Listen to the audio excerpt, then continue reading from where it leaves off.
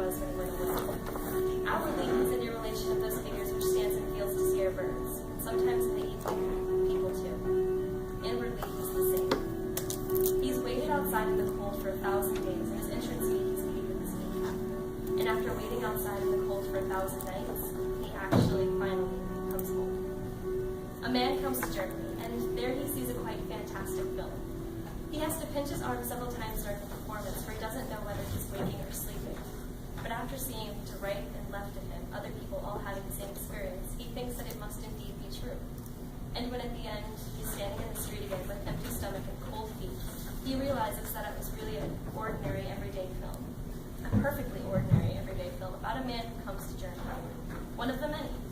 One of the many who come home and then don't come home because there's no home for them anymore. And their home is outside the door. Their Germany is outside in the rain at night in the street. Under 10,000 stones. Rubble. Nothing but a bit of rubble.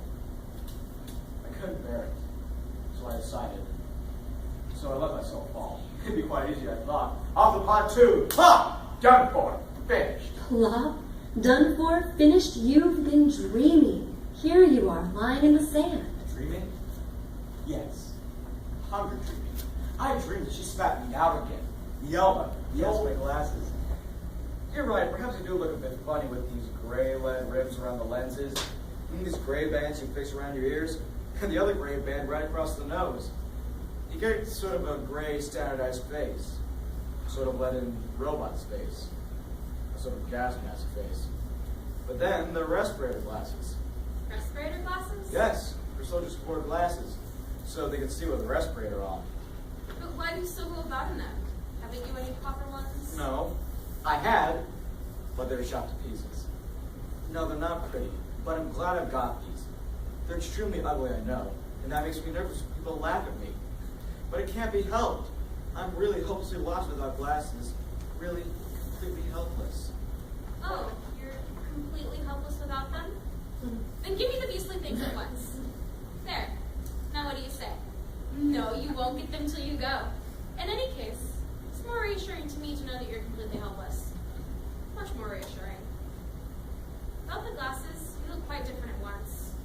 I think you only make such a comfortless impression because you have to wear these appalling respirator glasses. Everything's just a blur to me. I cough them up, and I can't see a thing. Even you suddenly seem far away. Quite indistinct. Grand. That suits me perfectly. And it suits you much better, too. The glasses, you look like a ghost. Perhaps I am a ghost. Yesterday's ghost that no one wants to see today. A ghost from the war, temporarily prepared for peace. And what a grumpy gray old ghost. Leave the glasses with me.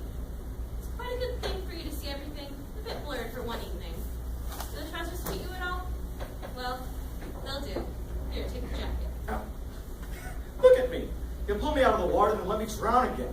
This jacket was made for a Hercules. Have you been robbing a giant? The giant's my husband. Was my husband. Your husband. Yes. Did you think I was a men's outfitter? Where is he? Your husband. Starved, frozen, killed, how should I know? He's been missing since Stalingrad. It's 3 years ago. Stalingrad? Stalingrad, yes, yes. There's many a one was killed in Stalingrad. But some come back. And they put on the clothes of those that don't. The man who was your husband, who was the giant, who owns these clothes, he's dead. And I come back and put them on again. Grand, isn't it? Isn't that grand? And his jacket's so big that I nearly drown in it. I must take it off, yes. I must put on my own wet one. This jacket's killing me. It's throttling me. I'm a joke in this jacket. An evil, ghastly joke made by the war. I won't wear it. Be quiet, Fish. Keep it on. Please? I like you in it. In spite of your ridiculous By haircut. day, like some tea. Now and then, perhaps. But at night, I like to sleep. That's all, sir.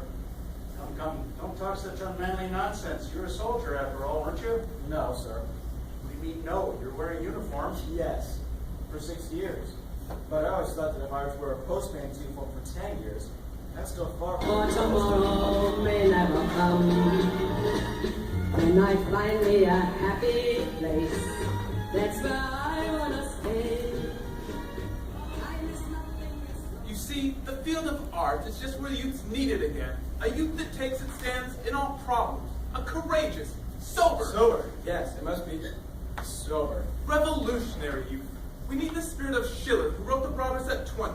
A spirit of aggressive genius, that's what we need. An unromantic, sturdy youth which steadfastly faces up to the dark side of life. Unsentimentally, objectively, with detachment. We need young people, a generation that prizes and loves the world as it is, which has plans, ideas, and truth. Mustn't be profound truths, nothing finished, mature, or serene, for heaven's sake. It should be a cry from their heart, a question, a hope, a hunger. Hunger, yes, I have that.